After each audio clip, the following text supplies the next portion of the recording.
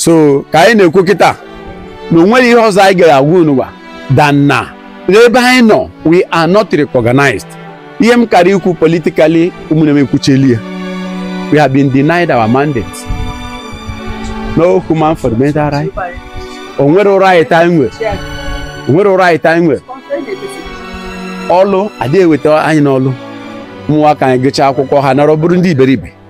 O nwere mgbe ndị nke wo teachers nọcha na Adeba, they were removed, all of them.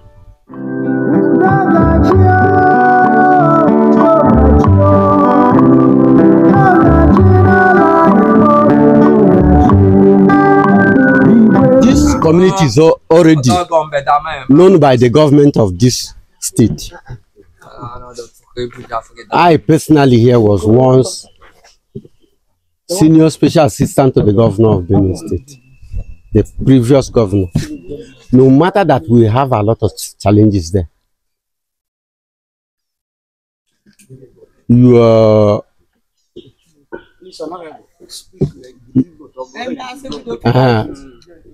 Obiuno Biara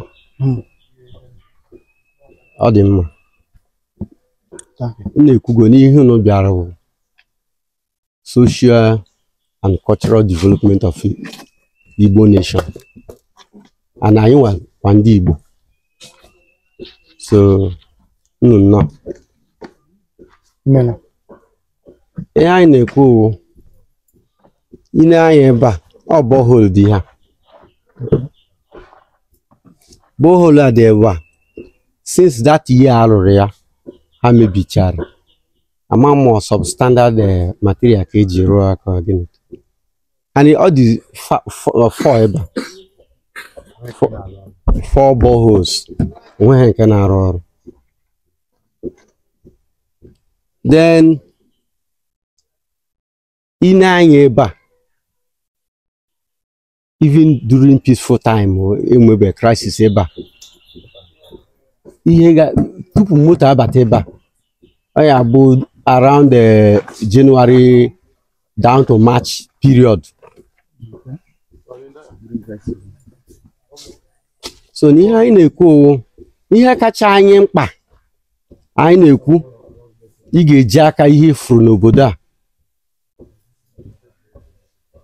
tupu mmadụ take drug ebe you will travel more than 10 miles or thereabout. Arụ ọmụma jide mmadụ ugbu a tupu enye onye ahụ ordinary tablet. I get Jiro Kada travel more than 5 miles before you get a tablet.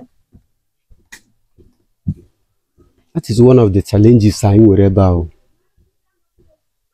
So I'm happy nihu na Nigeria na choputable mkpandi mmadụ nsogbu ndị mmadụ gbasara ọganiru ha ka ndụ na-atọ ha ụtọ. Ina agwaga anyị unu emegoro ndị Usobo.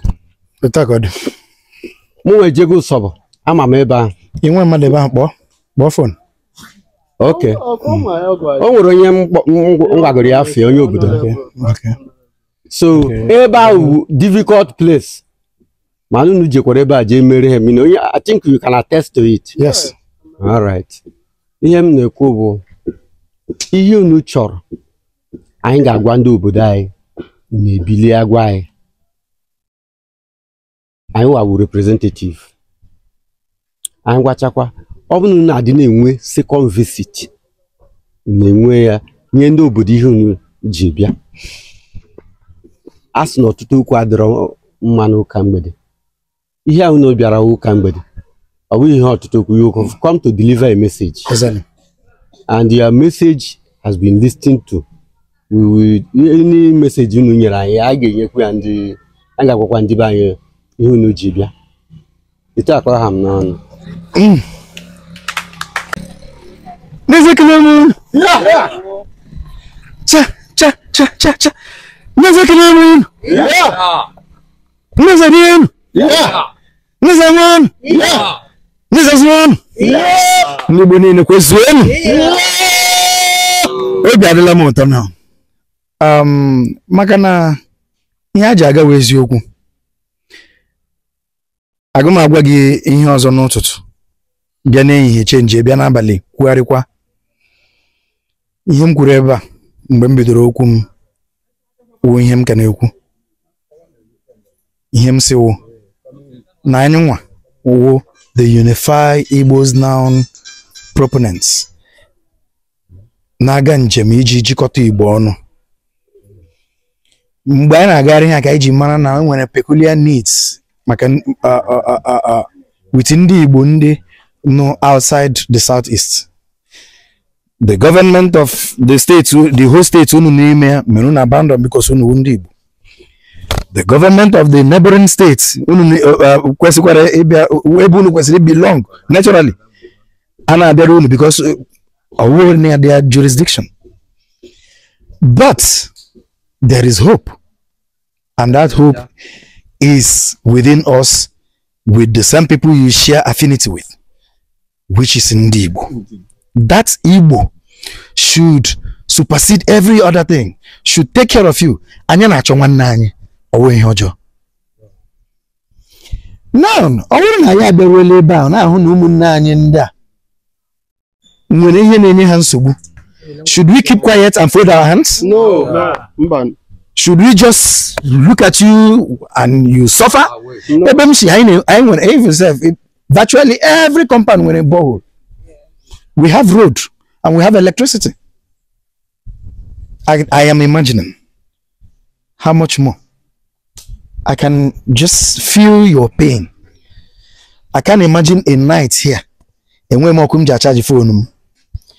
I cannot access drug. Now, I'm small migraine. And I cannot access drug here. I cannot drink water. Minimum for so I cannot get another water. I feel your pain. Ndibo, if I convey this message to them, they will feel your pain. Many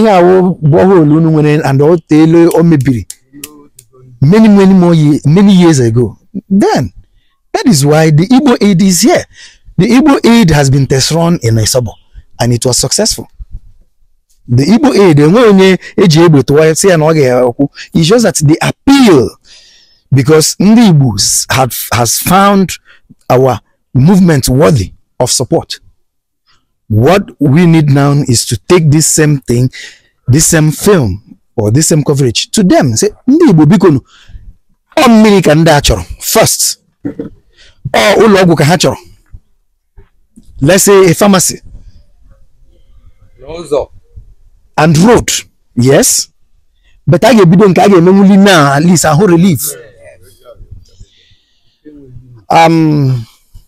Unu ga-ezi gokwara ndị obodo ozi maka na oje ahụ bara ha n'ime is uncalled for. Is uncalled for. Nwanne aga anụ na nwanne ya na-abịa ya agbawa ọsọ.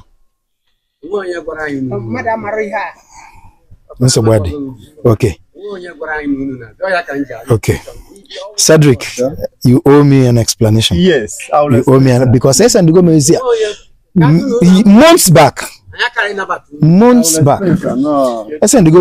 Well, in order to unu aga cheki ihe ahụ aga emenwuru unu ihe ahụ unu chọrọ ka ndị Igbo meteligoduru unu ugbu a unu ga reconverge because anyị enwere oge. We need to leave. Unu cheki, like I was saying, Cedric has done very well. So ozi obula unu zi ha na yazuluko ihe unu come up. I'll have to come again. I will come again. Unu say I'll have to come. But we have on air. So we have just Ziozi just like that. I will come with my crew again. But for the meantime, on behalf of Ndi Igbo Nini, on behalf of Ndi Igbo Cultural and Social Enlightenment for Unity Foundation, on behalf of the Unify Igbos Now, now we take the Igbo aid.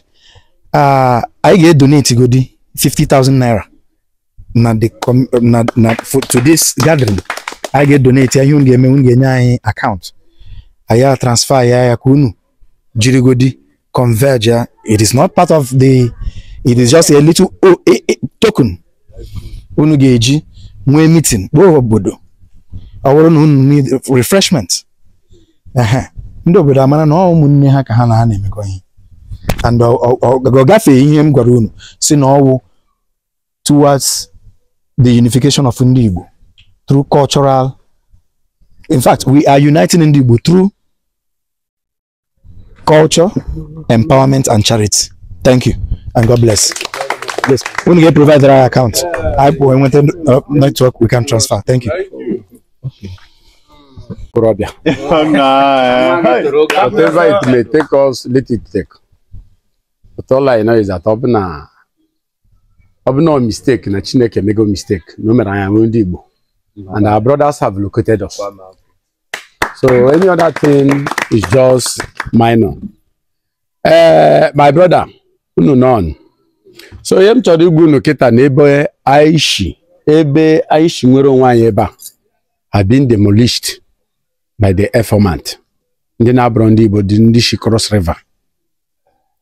O nwere ebe anyị nọ mee this inauguration of EZA in Benue State na 2021. That was 3rd day of January 2021. 2021. That is what I said now. Yes. After that 2021, I cheated many people that day. Somebody like Senator Bamoro. Honorable Kwanyaga Alola leading to this because of laws now from this Izengbe film, this place to Abuja, the very easy. So Umuezeokeoha, he sent people Kabia survey the area. Even Hajicharam that day. Again with IGBO and other things area within this place or Kahasheba Buri Masehan again with you. Wajika had another bridge or small crovert I go on our own, on the community own effort then. So Olulo that it was that on 22nd of that the same month. This thing crisis bidora. So at the stance, it makes us have no stake now. Where baby? They are just noreba. Only one building and adopted 50, 60 for the interest of coverage. So the whole place down to Oduman, the Boblandi Aljeba has been destroyed. We now use 10-15 minutes. It was the largest market in Ado local government. Yes.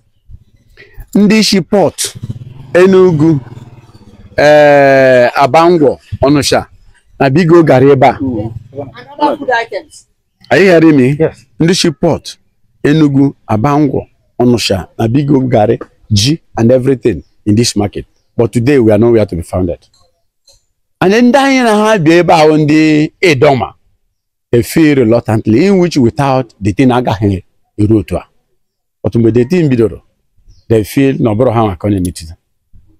So before we know, Ogunaboro na buy Kebidoria, she somewhere a bunny encroach Benue and demolish things of Benue.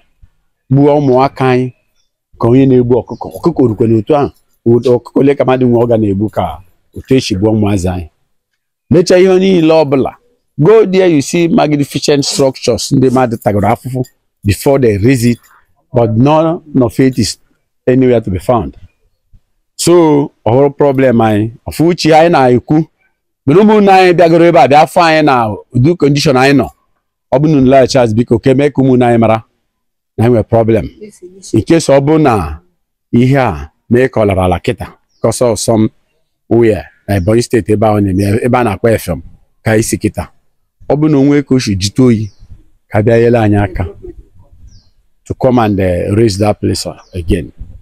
Because he raised the place to the lively again. In fact, it's too hard. So, but I believe God for miracle through my brother Sindibo. So, Kaine Kukita, no way he was I get a wound than na. We are not recognized.